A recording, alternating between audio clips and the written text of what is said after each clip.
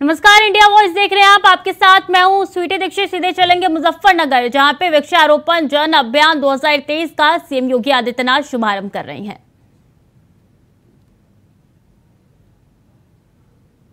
कोटि कोटि मानवों के उद्धार का कारक बन रही है। हम सबके जीवन को सुख और समृद्धिमय करने का कार्य जो पावन देवतुल्य नदी कर रही है, वह मां गंगा की धारा सुख तीर्थ से होकर के बहेगी। यह हम सबके लिए अद्भुत क्षण है। भाइयों बहनों, आज जब एक और सुख तीर्थ से मां गंगा की धारा फिर से आई है,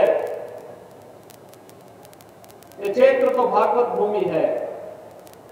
मैं भी आया यहां पर जब सुख तीर्थ के इस पावन आश्रम में। मैंने यहां मंदिर का दर्शन किया। मैं देख रहा था कई भागवत कथाएं यहां पे चल रही हैं। श्रीमद् भागवत महापुराण की कथा यहां चल रही है। याद करिए, इस धरती पर कोई ऐसा क्षेत्र नहीं है जहां आज के दिन पर श्रीमद् भागवत महापुराण की कथा न हो रही हो। और यहां तक कि दुनिया के अंदर जहां कहीं भी भारतवंशी रहता है, वह बड़ी श्रद्धा के साथ यहाँ के कथा व्यास को बुला करके श्रीमद् भागवत महापुराण की कथा का श्रवण करके अपने जन्म और जीवन दोनों को धन्य करता है। यह सौभाग्य इस धरती को है कि महाराज सुखदेव के श्रीमुख से सबसे पहले इस कथा को सुनने का किसी को अवसर प्राप्त हुआ था। तो महाराज परीक्षित ने अपने मोक्ष के लिए इसी धरती पर श्रीमद् भागवत महापुराण की कथा को सुना था। और तब से एक अमर कथा इस संपूर्ण धरा के कोटि कोटि मानवों के उद्धार का कार्य बनती है। उनके जन्म और जीवन दोनों को धन्य करने का कार्य कर रही है। ऐसे सुखतीर्थ की भूमि जनपद मुजफ्फरनगर में वृक्षारोपण महाअभियान के साथ हमें जुड़ने का अवसर प्राप्त हुआ है। मैं जब आया यहाँ पे मुझे एक वृक्ष भी लगाने का अवसर प्राप्त हुआ और गौ माता को गुड़ खिलाने का भी अवसर प्राप्त हुआ। भाइयों बहनों, आपने देखा होगा यहाँ पे जो अक्षय वट है, 5000 वर्ष पुराना अक्षय वट है। और मान्यता है वह सदैव सदाबहार रहता है। न जाने कितनी पीढ़ी दर पीढ़ी चली गई, उत्थान और पतन को वृक्ष ने देखा है, अक्षय वट ने देखा है। और लगातार अक्षय वट हम सबको आशीर्वाद देकर के विरासत के बारे में सम्मान का भाव हम सबके मन में पैदा करती है। समृद्धि की एक नया उत्साह हम सबके मन में पैदा करती है। याद करिए कितनी समृद्ध विरासत हमारी है, कितनी समृद्ध विरासत है। इतिहास की भूमि है, भारत को भारत बनाने वाली भूमि है। शकुंतला पुत्र भरत कर्णाश्रम में ही जन्म लेकर के फिर हस्तिनापुर की विरासत को आगे बढ़ाने का कार्य भी करते हैं। ये वही भूमि है। मुझे इससे पहले अभी विदुर कुटी में जाकर के वृक्षारोपण करने का सौभाग्य प्राप्त हुआ था। वहां पर भी लोगों की एक ही मांग है, जैसे सुख तीर्थ में मां गंगा की धारा आ गई है, ऐसे विदुर कुटी को भी मां गंगा का आशीर्वाद प्राप्त हो। आज हम लोग उसका भी सर्वे करके आए हैं। पश्चिमी उत्तर प्रदेश की अर्थव्यवस्था का बहुत बड़ा आधार है। और जो पोटेंशियल यहां पर है, यहाँ के नौजवानों में, यहाँ के किसानों में, यहाँ की बेटियों और यहाँ की बहनों में, यहाँ को समृद्ध बनाने के लिए जो योगदान किया जा रहा है वह अद्भुत है, अविस्मरणीय है और अतुल्य है। उसकी कोई तुलना नहीं की जा सकती। और भाइयों बहनों, इसीलिए आज 242 करोड़ रुपए की इन परियोजनाओं का शिलान्यास और आधारशिला जो हमारे माननीय जनप्रतिनिधियों ने, केंद्रीय मंत्री जी ने, माननीय यहाँ के हमारे मंत्री कपिल देव अग्रवाल जी ने, विधान परिषद सदस्य, अन्य हमारे जिला पंचायत के अध्यक्ष और अन्य सभी पदाधिकारियों ने, जनप्रतिनिधियों ने जो प्रस्ताव दिए, उन प्रस्तावों को आज यहाँ पर 77 परियोजनाओं के माध्यम से जमीनी धरातल पर उतारने का कार्य आगे बढ़ रहा है। भाइयों बहनों, प्रधानमंत्री मोदी जी के नेतृत्व में भारत आज विकास और विरासत की एक नई गाथा को बढ़ाता जा रहा है। पूरे भारत के अंदर आपने देखा होगा, एक और काशी में काशी विश्वनाथ धाम सावन के महीने में प्रतिदिन 3 से लेकर 5 लाख श्रद्धालु वहां दर्शन करने के लिए आ रहा है। 3 से लेकर 5 लाख। एक और काशी विश्वनाथ धाम का निर्माण, दूसरी ओर केदारपुरी में केदारनाथ धाम का पुनरुद्धार का कार्य, बद्रीनाथ धाम का पुनरुद्धार का कार्य, सोमनाथ मंदिर के सुंदरीकरण का अद्भुत कार्य, महाकाल के महालोक के पुनरुद्धार का कार्य भी संपन्न हुआ है। और वर्तमान में अयोध्या में भगवान राम का भी भव्य मंदिर के निर्माण का कार्य भी चरम पर पहुंच रहा है। भाइयों बहनों, ये काम 2014 के पहले भी हो सकता था, लेकिन पहले की सरकारों में आपकी आस्था को सम्मान देने की फुर्सत नहीं थी। वे आस्था को सम्मान नहीं दे सकते थे, वे विरासत को सम्मान नहीं दे सकते थे। उन्होंने न विरासत को सम्मान दिया और न ही विकास को आगे बढ़ाया, न विकास की प्रक्रिया के साथ ही जोड़ने का कार्य किया और न विरासत को ही सम्मान दिया। परिणाम क्या था? पश्चिमी उत्तर प्रदेश में बेटियों की सुरक्षा पे ग्रहण लगने लग गया था, यहां से पलायन हो रहा था, अराजकता चरम पर थी, किसान परेशान था, नौजवान बेरोजगार था, बेटियां असुरक्षित थी।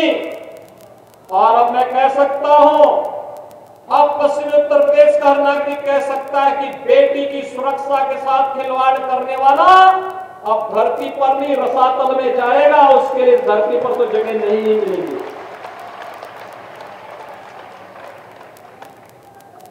अब कोई यहां पलायन नहीं करा सकता है।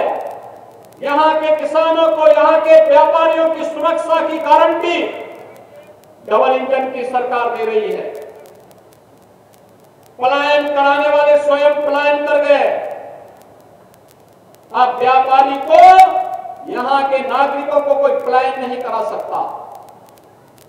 और यही तो डबल इंजन की सरकार है जो विकास भी कर रही है, विरासत का सम्मान भी कर रही है और गरीब कल्याणकारी योजनाओं के माध्यम से तेजी के साथ बिना भेदभाव के शासन की योजनाओं का लाभ हर तबके को उपलब्ध कराने का कार्य भी कर रही है, हर तबके के लिए। और इसीलिए हमारी सरकार ने विरासत के सम्मान को आगे बढ़ाने के लिए निर्णय लिया है कि सुख तीर्थ विकास परिषद का गठन भी हम लोग करेंगे। फाइनल स्टेज पे बहुत जल्दी हम इस कार्यक्रम को आगे बढ़ाने वाले हैं।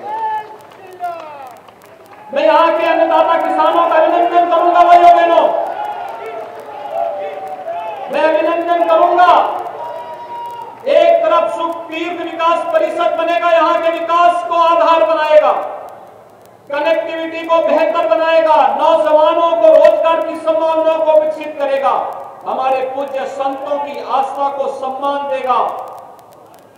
तो दूसरी ओर विकास के नए नए द्वार भी खोलेगा, नए नए द्वार उसके माध्यम से खुलते हुए दिखाई देंगे। और भाइयों बहनों, विकास के कार्यक्रम एक और आगे बढ़ेंगे।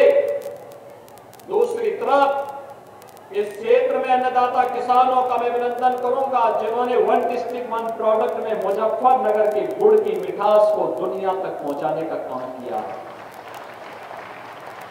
भाइयों बहनों, हमारे अन्नदाता किसानों की देन नहीं है।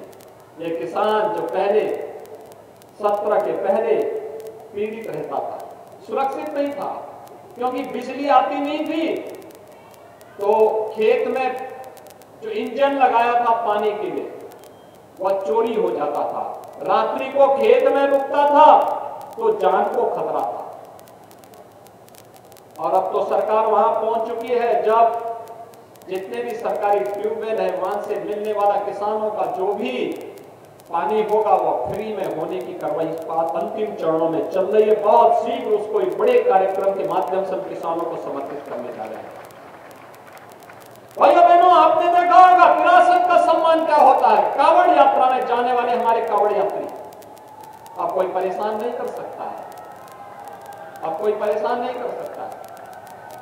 क्या इससे पहले कांवड़ यात्री इस भाव के साथ चल पाते थे क्या? और क्या कोई सरकार पुष्प वर्षा करती थी क्या? क्योंकि उनको आपकी आस्था का नहीं, अपना वोट बैंक खिसकने का खतरा उनको लगता था।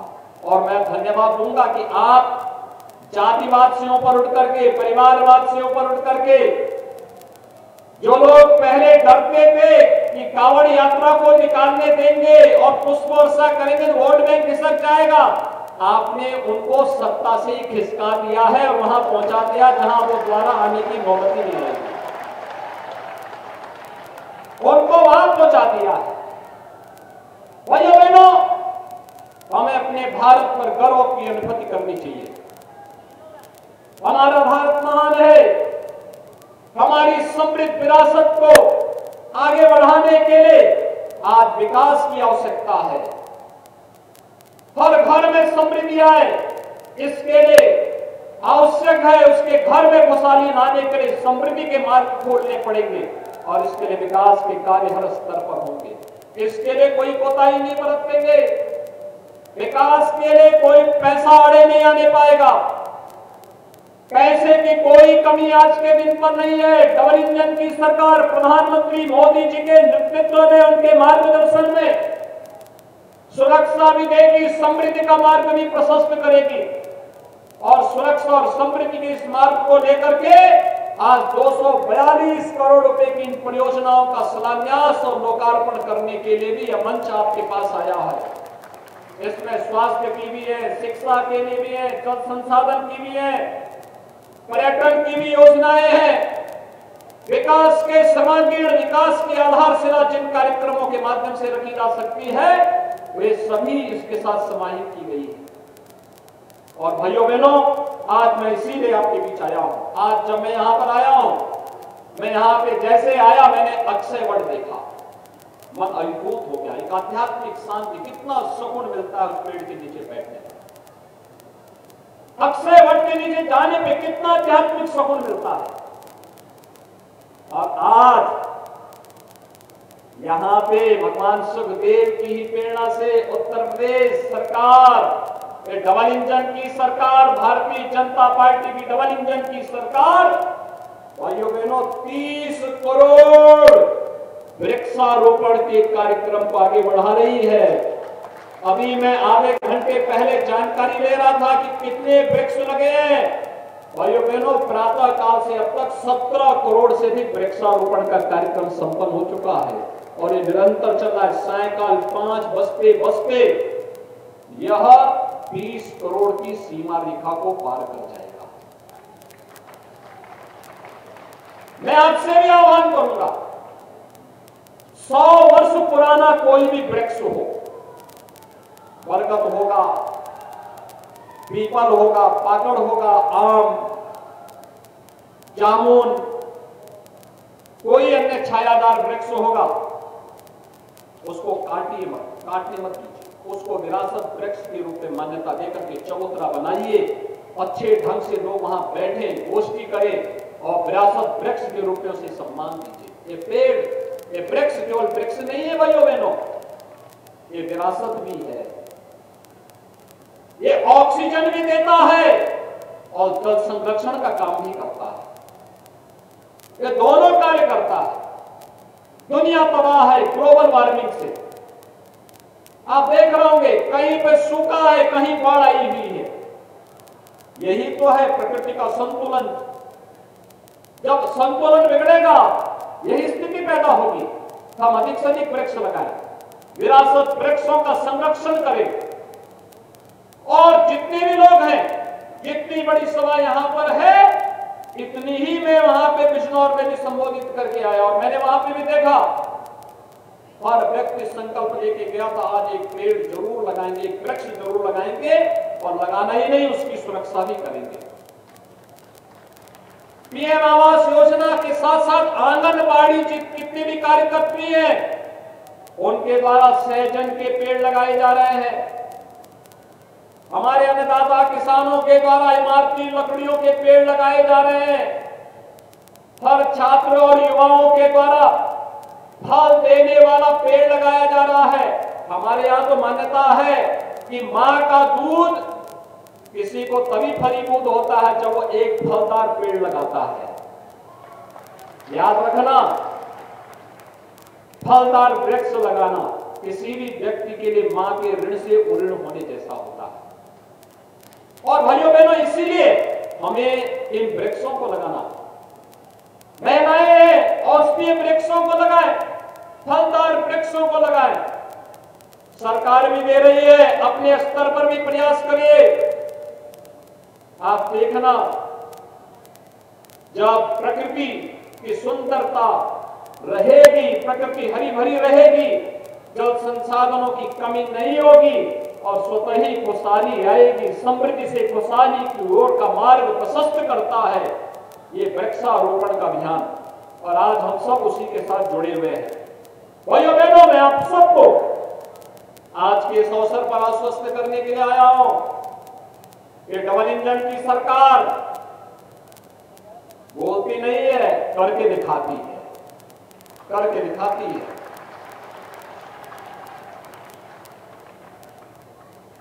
मैं धन्यवाद देता हूं मुजफ्फरनगर वासियों को कि उन्होंने ट्रिपल इंजन के रूप में पालिका में हमारे भारतीय जनता पार्टी के अध्यक्ष को चुनाव जिता करके भेजा। मैं उन सबका आभारी हूं जो लोग लगातार डबल इंजन सरकार को अपना आशीर्वाद दे रहे हैं। यह आशीर्वाद केवल सरकार के लिए नहीं, सुरक्षा और समृद्धि को पुष्ट करने के लिए, उसको मजबूती प्रदान करने के लिए, उन भ्रष्टाचारियों के लिए एक संदेश है, उन माफिया और अपराधियों के लिए एक संदेश है जो गरीबों के हक में डकैती डालते थे, व्यापारियों की जबरन वसूली करने का कार्य करते थे और बहन बेटियों की सुरक्षा में सेब लगाने का कार्य करते थे। उन लोगों के लिए डबल इंजन की सरकार एक महाकाल है, महाकाल, और उनको चेतावनी देने का एक संकेत भी है कि हम लोग सबकी सुरक्षा और समृद्धि की बात करते हैं।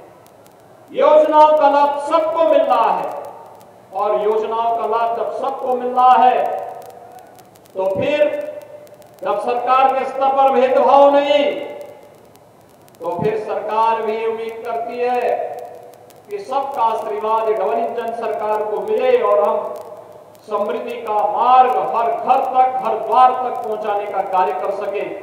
आज के इस अवसर पर मैं आप सबसे भी अपील करूंगा, वृक्षारोपण महाअभियान के साथ आप में से अगर कोई जुड़ नहीं पाया है तो जरूर एक वृक्ष जरूर लगाइएगा।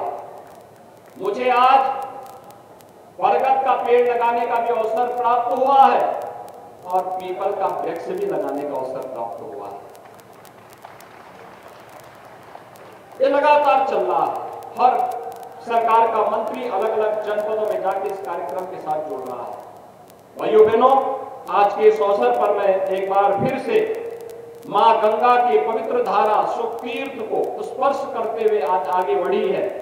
मैं इस अवसर पर मुजफ्फरनगर वासियों का, सुख तीर्थ में निवास करने वाले सभी श्रद्धालुओं का, पूज्य संतों का एक बार फिर से हृदय से अभिनंदन करता हूं, बधाई देता हूं और विश्वास व्यक्त करता हूं कि हम सब मिलकर के उत्तर प्रदेश को देश के अग्रणी अर्थव्यवस्था के रूप में स्थापित करके, उत्तर प्रदेश को देश के हृदय स्थल के रूप में आगे बढ़ा करके भारत में प्रधानमंत्री मोदी जी के नेतृत्व में भारत को दुनिया की सबसे बड़ी महाशक्ति के रूप में स्थापित करने में अपना योगदान देंगे। आप सबके प्रति एक बार फिर से हृदय से अपनी शुभकामनाएं देता हूं और इस पवित्र भागवत भूमि को कोटि कोटि नमन करते हुए आप सबके सुख और समृद्धि की कामना करते हुए अपनी वाणी को विराम देता हूं। धन्यवाद। जय हिंद। बहुत बहुत धन्यवाद। तो मुजफ्फरनगर से आप सीएम योगी आदित्यनाथ को सुन रहे थे। कई बड़ी बातें उनकी तरफ से कही गई है। बता दें कि वृक्षारोपण जन अभियान के तहत उन्होंने शुभारंभ मुजफ्फरनगर से ही किया है। इस दौरान उन्होंने यूपी किस तरीके से आगे बढ़ रहा है, किस तरीके से तरक्की करे, उसको लेकर तमाम बड़ी बातें कही हैं।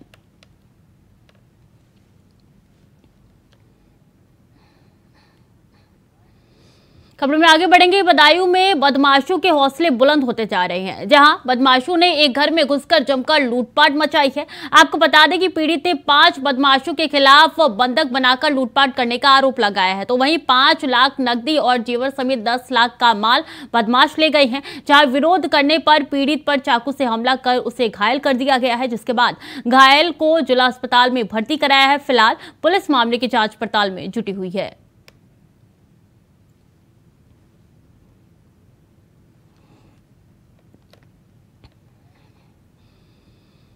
और बदायूं के गोरामई गांव के रास्ते से जानवर हटाने के विवाद में 2 पक्षों में झगड़ा हो गया, जहां गांव के ही दबंगों ने अधेड़ पर धारदार हथियार से हमला करके घायल कर दिया। तो वहीं पुलिस ने मामला दर्ज कर पीड़ित का मेडिकल परीक्षण कराया है।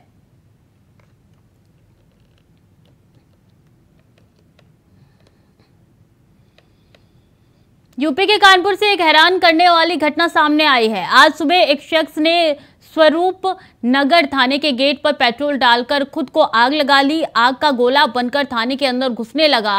यह नजारा देखकर पुलिस कर्मियों के होश उड़ गए। वहीं थाने में मौजूद पुलिसकर्मी ने कंबल डालकर आग बुझाई। इसके बाद से उसे हैलट अस्पताल में ले जाया गया, जहां प्राथमिक उपचार के बाद उसे उर्सला अस्पताल के लिए रेफर कर दिया गया।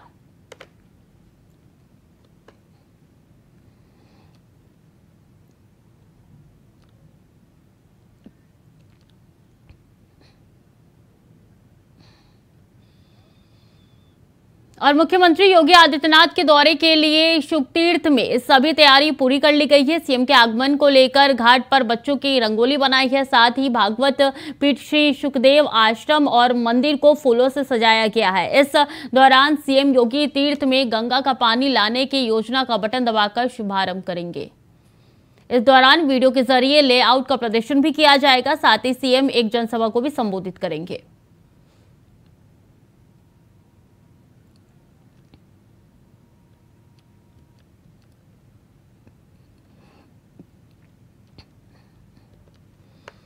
उत्तर प्रदेश के अमरोहा से एक हैरत तंगेज करने वाली घटना सामने आई है। यहां मंचलों से तंग आकर एक 10वीं की छात्र ने स्कूल जाना छोड़ दिया। इसके बाद भी मंचले उसका पीछा नहीं छोड़ रहे हैं। बता दें कि स्कूल जाते समय छात्रा ने 2 मंचले छेड़छाड़ करते थे लगातार उसके साथ। वहीं जब छात्र ने ये पूरी आबीती अपने भाई को बताई तो मंचलों ने लड़की के भाई को भी जमकर पीटा। वहीं परिजनों ने पुलिस से शिकायत की है।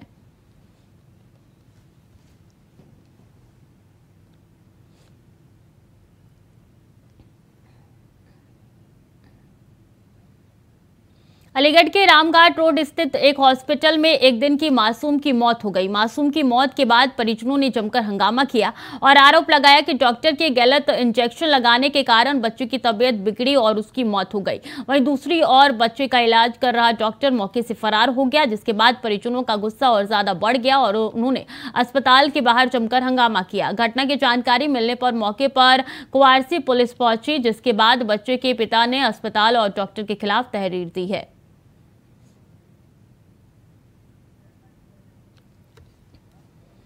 तो फिलहाल के लिए बुलेटिन में इतना ही। खबरें लगातार जारी है, देखते रहिए इंडिया वॉइस।